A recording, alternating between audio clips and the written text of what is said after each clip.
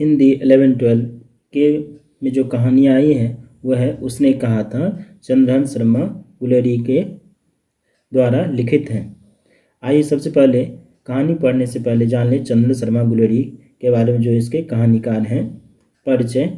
इनका जन्म जो है 7 जुलाई 1883 में पुरानी बस्ती जयपुर राजस्थान में हुआ था। ये जो है इनकी भाषा जो थी हिंदी के अच्छे सही जानकार थे। हिंदी, संस्कृत और अंग्रेजी तीनों विषय के ये अच्छे जानकार। इसके अलावा जो है इन्होंने अलग अलग विधाएं जैसे कि कहानी, निबंध, व्यंग, कविताएं, आलोचना, संस्मरण आदि भी उन्होंने लिखे हैं। इनकी जो मुख्य कृतियाँ हैं वह है गुलेरी रचनावली 2 खंडों में, संपादन इसका समालोचक नागरिक प्रचारणी पत्रिका संपादक मंडल के सदस्य ने इन्हें किया था। इनका निधन जो है 12 सितंबर 1922 को बनारस में हुआ। गुलेरी जी हिंदी के अति विशिष्ट कथाकार हैं। इनकी कहानी उसने कहा था कि गणना हिंदी की महानतम कहानियों में की जाती है। वह बहुमुखी रुचियों और प्रतिभा के व्यक्ति थे। उनका कार्य क्षेत्र खगोल विज्ञान, ज्योतिष, धर्म, भाषा विज्ञान, इतिहास, शोध, आलोचना आदि अनेक दिशाओं में फैला हुआ था। जयपुर वेधशाला के यंत्रों पर लगे जीर्णोद्धार तथा शोध कार्य विषयक शिलालेखों पर चंद्रधर गुलेरी नाम भी खुदा हुआ है। वह कुछ समय तक काशी हिंदू विश्वविद्यालय के प्राच्य विभाग में प्राचार्य भी रहे। अब जानते हैं हिंदी समय में चंद्रहन शर्मा गुलेरी की रचनाएं। सबसे पहले कहानी उन्होंने कौन कौन लिखी है। उसने कहा था घंटाघर, धर्मपरायण वृक्ष, पाठशाला, बुद्धू का कांटा, सुखमय जीवन, हीरे का हीरा। चंद्रहन शर्मा के द्वारा लिखी गई कविताएं झुकी कमान, भारत की जय। उन्होंने आलोचना भी लिखे हैं जिसमें किशोरीलाल गोस्वामी के उपन्यास उस पर आलोचना किया है उन्होंने। हिंदी भाषा के उपन्यास, लेखकों के नाम और हिंदी साहित्य, ये सब उनकी आलोचनाएं हैं। और उन्होंने कुछ पत्र भी लिखे हैं। बाबू श्याम सुंदर दास के नाम, महावीर प्रसाद द्विवेदी के नाम, राजमाता श्रीमती चांद कुमार के नाम, श्री रामकृष्ण दास के नाम, ये सब उनके कुछ पत्र। निबंध। गुलेरी जी ने निबंध भी लिखे हैं। इंडियन नेशनल कांग्रेस, कछुआ धर्म, क्या संस्कृत हमारी भाषा थी, कांग्रेस और स्वदेशी, काशी के पंडित 1, काशी के पंडित 2, खेल भी शिक्षा ही है, खास खसों के हाथ में ध्रुव स्वामिनी, चारण, जाल हंस की सुभाषित मुक्तावली, जोड़ा हुआ सोना, डिंगल, डिनोमिनेशन कॉलेज, ढेले चुन लो, दूध के पैगंबर, धर्म संकट, न्याय घंटा, पुरानी पगड़ी, पुरानी हिंदी, पोथी पढ़ी पढ़ी जगमुआ, बौद्धों के काल में भारतवर्ष, भाषा की भाषा, महर्षियों की वृष्टि, मारेसी मोही कुठाऊं, वंशच्छेद, विलायती राजनीति, सुलह सेब की कहानी, शिक्षा के आदर्शों में परिवर्तन, सुकन्या की वैदिक कहानी और नून, ये सब इनके प्रमुख निबंध हैं। आइए अब जानते हैं उसने कहा था चंद्रहन शर्मा गुलेरी द्वारा लिखित कहानी को विस्तार से जानते हैं। बड़े बड़े शहरों के इक्के गाड़ी वालों की जवान के कोरों से जिनकी पीठ छिल गई है और कान पक गए हैं, उनसे हमारी प्रार्थना है कि अमृतसर के बम्बू काट वालों की बोली का महरण लगावें। जब बड़े बड़े शहरों की चौड़ी सड़कों पर घोड़े की पीठ चाबुक से धुनते हुए इक्के वाले कभी घोड़े की नानी से अपना निकट संबंध स्थिर करते हैं, कभी राह चलते पैदलों की आंखों के न होने पर तरस खाते हैं, कभी उनके पैरों की उंगलियों के पोरों को चीच कर अपने ही को सताया हुआ बताते हैं और संसार भर की ग्लानि, निराशा और क्षोभ के अवतार बने नाक की सीध चले जाते हैं, तब अमृतसर में उनकी बिरादरी वाले तंग चक्करदार गलियों में हर एक लट्ठी वाली के लिए ठहर कर सब्र का समुद्र उमरा कर बच्चों खालसा जी, हटो भाई जी, ठहरना भाई, आने दो लाला जी, हटो बाछा कहते हुए सफ़ेद फेंटो, खच्चरों और बत्तकों, गन्ने और खोमचे और भारे वालों के जंगल में से राह खेते हैं। क्या मजाल है कि जी और साहब बिना सुने किसी को हटना पड़े। यह बात नहीं कि उनकी जीभ चलती नहीं, पर मीठी छुरी की तरह महीन मार करती हुई। यदि कोई बुढ़िया बार बार चेतावनी देने पर भी लीक से नहीं हटती, तो उनकी बचनावली के ये नमूने हैं। हट जा जीने जोगिए, हट जा कर्मा वालिए, हट जा पुत्ता प्यारिए, बच जा लंबी वालिए। समष्टि में इनके अर्थ हैं कि तू जीने योग्य है, तू भाग्य वाली है, पुत्रों को प्यारी है, लंबी उम्र तेरे सामने है, तू क्यों मेरे पहिए के नीचे आना चाहती है, बच जा। ऐसे बम्बू काट वालों के बीच में होकर एक लड़का और एक लड़की चौकी की एक दुकान पर आ मिले। उसके बालों और इसके ढीले सूतने से जान पड़ता था कि दोनों सिख हैं। वह अपने मामा के केश धोने के लिए दही लेने आया था और यह रसोई के लिए बढ़िया। दुकानदार एक परदेसी से गुथ रहा था जो शेर भर गीले पापड़ों की गड्डी को गिने बिना हटता न था। तेरे घर कहाँ है? मगरे में। और तेरे? माझी में। यहाँ कहाँ रहती है? अतर सिंह की बैठक में। वे मेरे मामा होते हैं। मैं भी मामा के यहाँ आया हूँ। उनका घर गुरु बाजार में है। इतने में दुकानदार निपटा और इनका सौदा देने लगा। सौदा लेकर दोनों साथ साथ चले। कुछ दूर जाकर लड़के ने मुस्कुराकर पूछा, तेरी कुरमाई हो गई? इस पर लड़की कुछ आंखें चढ़ाकर धत कहकर दौड़ गई और लड़का मुंह देखता रह गया। दूसरे तीसरे दिन सब्जी वाले के यहाँ, दूध वाले के यहाँ अकस्मात दोनों मिल जाते। महीना भर यही हाल रहा। 2-3 बार लड़के ने फिर पूछा, तेरी कुरमाई हो गई? और उत्तर में वही धत मिला। एक दिन जब फिर लड़के ने वैसे ही हंसी में चिढ़ाने के लिए पूछा तो लड़के की संभावना के विरुद्ध बोली, हाँ हो गई। कब? कल देखते नहीं, यह रेशम से कढ़ा हुआ सालू। लड़की भाग गई। लड़के ने घर की राह ली। रास्ते में एक लड़के को बोरी में ढकेल दिया। एक छाबरी वाले की दिन भर की कमाई खोई। एक कुत्ते पर पत्थर मारा और एक गोभी वाले के ठेले में दूध उड़ेल दिया। सामने नहाकर आते हुए किसी वैष्णवी से टकराकर अंधे की उपाधि पाई। तब कहीं घर पहुंचा। राम राम, यह भी कोई लड़ाई है? दिन रात खंदकों में बैठे हड्डियां कर गई। लुधियाने से 10 गुना ज्यादा और मैं और बर्फ ऊपर से पिंडलियों तक कीचड़ में धंसे हुए हैं। जमीन कहीं दिखती नहीं। घंटे 2 घंटे में कान के पर्दे फाड़ने वाले धमाके के साथ सारी खंदक हिल जाती है और 100-100 गज धरती उछल पड़ती है। इस गैबी गोले से बचे तो कोई लड़े। नगरकोट का जलजला सूना था। यहाँ दिन में 25 जलजले होते हैं। जो कहीं खंदक से बाहर साफा या कोहनी निकल गई तो चटाक से गोली लगती है। न मालूम बेईमान मिट्टी में लेटे हुए हैं या घास की पत्तियों में छिपे रहते हैं। लहना सिंह, और 3 दिन हैं। 4 तो खंदक में बिता ही दिए। परसों रिलीफ आ जाएगी और फिर 7 दिन की छुट्टी। अपने हाथों झटका करेंगे और पेट भर खाकर सो रहेंगे। उसी फिरंगी मेम के बाग में मखमल का सा हरा घास है। फल और दूध की वर्षा कर देती है। लाख कहते हैं, दाम नहीं लेती। कहती है, तुम राजा हो, मेरे मुल्क को बचाने आए हो। 4 दिन तक एक पलक नींद नहीं मिले। बिना फेरे घोड़ा बिगड़ता है और बिना लड़े सिपाही। मुझे तो संगीन चढ़ाकर मार्च का हुक्म मिल जाए, फिर 7 जर्मनों को अकेला मारकर न लौटूं तो मुझे दरबार साहब की दहली पर मत्था टेकना नसीब न हो। पाजी कहीं के कलों के घोड़े संगीन देखते ही मुंह फाड़ देते हैं और पैर पकड़ने लगते हैं। यूं अंधेरे में 30-30 मन का गोला फेंकते हैं। उस दिन दावा किया था। 4 मील तक एक जर्मन नहीं छोड़ा था। पीछे जनरल ने हट जाने का कमान दिया, नहीं तो सीधे बर्लिन पहुंच जाते। क्यों सूबेदार? हजारा सिंह ने मुस्कुराकर कहा। लड़ाई के मामले में जमादार या नायक के चलाए नहीं चलते। बड़े अफसर दूर की सोचते हैं। 300 मील का सामना है। एक तरफ बढ़ गए तो क्या होगा? सूबेदार जी, सच है, लहना सिंह बोले, पर करे क्या? हड्डियों में तो जारा धस गया है। सूर्य निकलता नहीं और खाई में दोनों तरफ से चंबे की बावलियों के से सोते झर रहे हैं। एक धावा हो जाए तो गर्मी आ जाए। उद्यमी, उठ, सिगरी में कोले डाल। वजीरा, तुम 4 जने बाल्टियों लेकर खाई का पानी बाहर फेंको।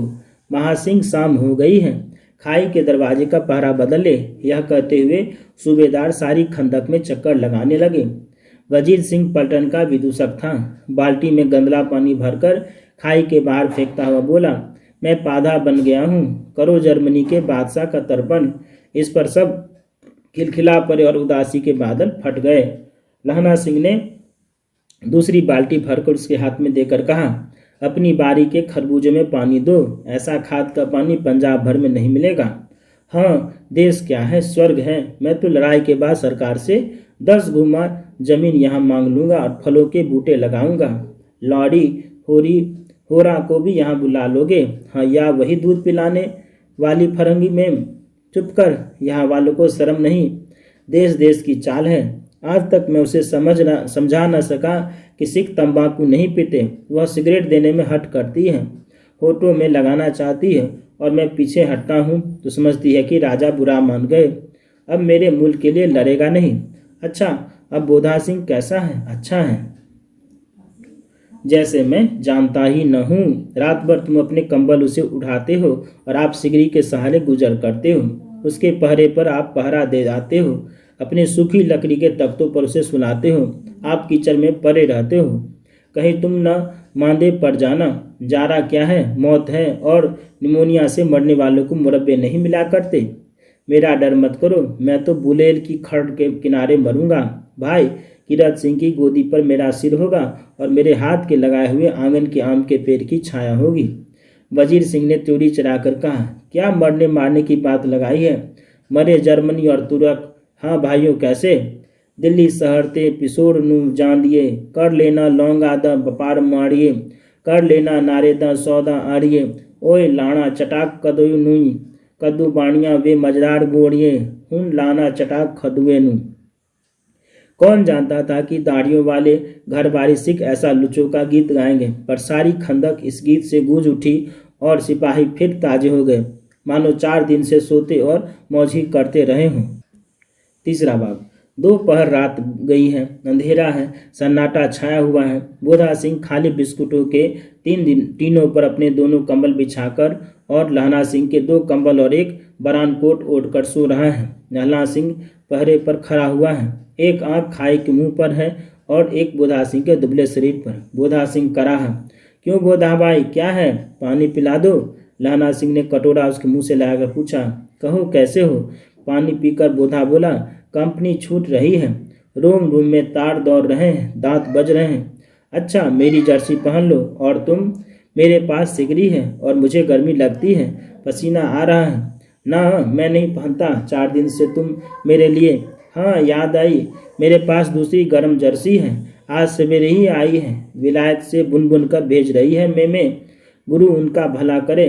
यूं कहकर लहना अपना कोट उतारकर जर्सी उतारने लगा। सच कहते हो और नहीं झूठ? यूं कहकर ना ही करते बोधा उसने जबरदस्ती जर्सी पहना दी और आप खाकी कोट और जीन का कुर्ता भर पहन कर पहरे पर आ खड़ा हुआ। मेम की जर्सी की कथा केवल कथा थी। आधा घंटा बीता, इतने में खाई की मुंह से आवाज आई, सूबेदार सिंह हजार सिंह। कौन? लेफ्टिनेंट साहब, हुकुम हजूर, कहकर सूबेदार तनकर फौजी सलाम करके सामने हुआ। देखो, इसी दम धावा करना होगा। मील भर की दूरी पर पूरब के कोने में एक जर्मन खाई है, उसमें 50 से ज्यादा जर्मन नहीं है। इन पेड़ों के नीचे नीचे 2 खेत काट कर रास्ता है, 3-4 घुमाव है। जहाँ मोर है वहाँ 15 जवान खड़े कर आया हूँ। तुम यहाँ 10 आदमी छोड़कर सबको साथ ले उनसे जा मिलो, खंदक छीन कर वहीं। जब तक दूसरा हुक्म न मिले डटे रहो, हम यहाँ रहेगा। जो हुक्म। चुपचाप सब तैयार हो गए। बोधा भी कम्बल उतार कर चलने लगा। तब लहना सिंह ने उसे रोका। लहना सिंह आगे हुआ तो बोधा के बाप सूबेदार ने उंगली से बोधा की ओर इशारा किया। लहना सिंह समझकर चुप हो गया। पीछे 10 आदमी कौन रहे, इस पर बड़ी हुज्जत हुई। कोई रहना न चाहता था। समझा बुझाकर सूबेदार ने मार्च किया। लेफ्टिनेंट साहब लहना की सिगरी के पास मुंह फेर कर खड़े हो गए और जेब से सिगरेट निकाल कर सुलगाने लगे। 10 मिनट बाद उन्होंने लहना की ओर हाथ बढ़ाकर कहा, लो तुम भी पियो। आंख मारते मारते लहना सिंह सब समझ गया। मुंह का भाव छिपाकर बोला, लाओ साहब। हाथ आगे करते ही उसने सिगरी के उजाले में साहब का मुंह देखा, बाल देखे, तब उसका माथा ठनका। लेफ्टिनेंट साहब के पट्टियों वाले बाल एक दिन में ही कहाँ उड़ गए और उनकी जगह कैदियों से कटे बाल कहाँ से आ गए। शायद साहब शराब पिए हुए हैं, उन्हें बाल कटवाने का मौका मिल गया है। लहना सिंह ने जांचना चाहा। लेफ्टिनेंट साहब 5 वर्ष से उनके रेजिमेंट में थे। क्यों साहब, हम लोग हिंदुस्तान कब जाएंगे? लड़ाई खत्म होने पर। क्यों? क्या यह देश पसंद नहीं? नहीं साहब, शिकार के वे मजे यहाँ कहाँ हैं? याद है 5 साल नकली लड़ाई के पीछे हम आप जगधारी जिले में शिकार करने गए थे। हाँ, वही जब आप खोते पर सवार थे और आपका खानसमा अब्दुल्ला रास्ते के मंदिर में जल चढ़ाने को रह गया था। बेशक पाजी कहीं का। सामने सुबह नील गाय निकली ऐसी बरी मैंने कभी न देखी थी। और आपकी एक गोली कंधे में लगी और पुट्ठे में निकली। ऐसे अफसर के साथ शिकार खेलने में मजा है। क्यों साहब? शिमले से तैयार होकर उस नील गाय का सिर आ गया था ना? आपने कहा था कि रेजिमेंट की मैस में लगाएंगे। हाँ, पर मैंने वह विलायत भेज दिया। ऐसे बड़े बड़े सिंह 2-2 फुट के तो होंगे। हाँ लहना सिंह 2 फुट 4 इंच के थे। तुमने सिगरेट नहीं पिया? पीता हूँ साहब, दिया सलाई ले आता हूँ, कहकर लहना सिंह खंदक में घुसा। अब उसे संदेह नहीं रहा था। उसने झटपट निश्चय कर लिया कि क्या करना चाहिए। अंधेरे में किसी सोने वाले से वह टकराया। कौन? वजीरा सिंह। हाँ, क्यों लहना, क्या क़यामत आ गई? जरा तो आंखें लगने दी होती। चौथा भाग। होश में आओ, क़यामत आई है और लेफ्टिनेंट साहब की वर्दी पहनकर आई है। क्या? लेफ्टिनेंट साहब या तो मारे गए हैं या कैद हो गए हैं। उनकी वर्दी पहनकर यह कोई जर्मन आया है? सूबेदार ने इसका मुंह नहीं देखा। मैंने देखा और बातें की। सोहरा साफ उर्दू बोलता है, पर किताबी उर्दू। अगर मुझे पीने को सिगरेट दिया है तो अब मारे गए? धोखा है। सूबेदार हो रहा कीचड़ में चक्कर काटते फिरेंगे और यहाँ खाई पर धावा होगा। उठो, एक काम करो, पलटन के पैरों के निशान देखते देखते दौड़ जाओ। अभी बहुत दूर ना गए होंगे। सूबेदार से कहो एकदम लौट आए। खंदे की बात झूठ है। चले जाओ, खंदक के पीछे से निकल जाओ। पत्ता तक न खड़के, देर मत करो। हुक्म तो यह है कि यहीं ऐसी तैसी हुक्म की। मेरा हुक्म जमादार लहना सिंह, जो इस वक्त यहाँ सबसे बड़ा अफसर है, उसका हुक्म है।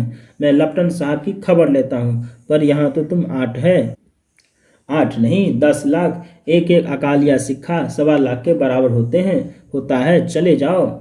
लौटकर खाई के मुहाने पर लहना सिंह दीवार से चिपक गया। उसने देखा कि लेफ्टिनेंट साहब ने जेब से बेल के बराबर 3 गोले निकाले। तीनों को जगह जगह खंदक की दीवारों में घुसेड़ दिया और तीनों में एक तार सा बांध दिया। तार के आगे सूत की एक गुत्थी थी, जिसे सिगरी के पास रखा। बाहर की तरफ जाकर दिया सलाई जलाकर गुत्थी पर रखने। इतने में बिजली की तरह दोनों हाथों से उल्टी बंदूक उठाकर लहना सिंह ने साहब की कोहनी पर तान कर दे मारा। धमाके के साथ साहब के हाथ से दिया सलाई गिर पड़ी। लहना सिंह ने एक कुंदा साहब की गर्दन पर मारा और साहब आंख मीन गॉट कहते हुए चित हो गए। लहना सिंह ने तीनों गोले बीन कर खंदक के बाहर फेंके और साहब को घसीट कर सिगरी के पास लिटाया। जेबों की तलाशी ली। 3-4 लिफाफे और एक डायरी निकालकर उन्हें अपनी जेब के हवाले किया।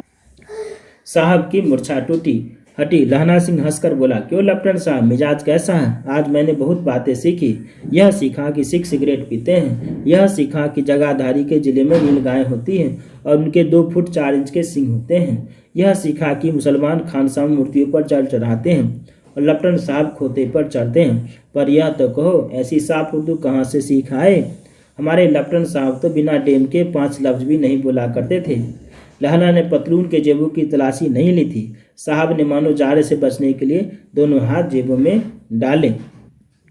लहना सिंह कहता गया, चालाक तो बड़े हो, पर माझे का लहना इतने बरस लेफ्टिनेंट साहब के साथ रहा है। उसे चकमा देने के लिए 4 आंखें चाहिए। 3 महीने हुए एक तुर्की मौलवी मेरे गांव आया था। औरतों को बच्चे होने के ताबीज बांटता था और बच्चों को दवाई देता था। चौधरी के बड़ के नीचे मंजा बिछाकर हुक्का पीता रहता था और कहता था कि जर्मन वाले बड़े पंडित हैं। वेद पढ़ कर उसमें से विमान चलाने की विद्या जान गए हैं। गौ को नहीं मारते। हिंदुस्तान में आ जाएंगे तो गौ हत्या बंद कर देंगे। मंडी के बनियों को बहकाता था कि डाक खाने से रुपया निकाल लो, सरकार का राज जाने वाला है। डाक बाबू पोल्हू राम भी डर गया था। मैंने मुल्ला जी की दाढ़ी मुड़ दी और गांव से बाहर निकाल कर कहा था कि जो मेरे गांव में पैर रखा तो साहब की जेब में से पिस्तौल चली और लहना की जांघ में गोली लगी। इधर लहना की हेनरी मार्टिन के 2 फायरों ने साहब की कपाल क्रिया कर दी।